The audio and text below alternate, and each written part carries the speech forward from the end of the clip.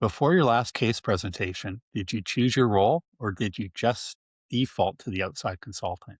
If it was the default, you're not alone. One of the biggest challenges teams face in case solving pitches isn't the analysis, it's positioning. Who are you talking to and who are you actually talking to? Teams often start strong and then slowly drift out of the role halfway through the presentation.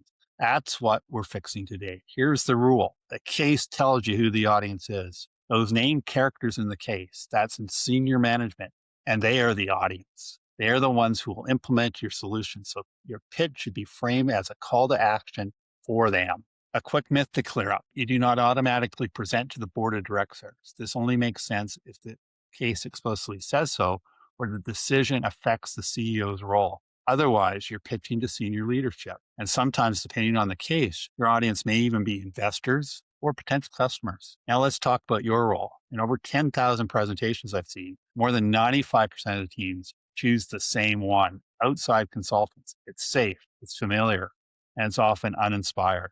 That doesn't mean it's wrong, but it shouldn't be automatically. Sometimes a different full role fits the case better. You might be internal strategist, a product team, an entrepreneur, or even an inventor pitching an idea. These roles are harder, but they can instantly differentiate your presentation.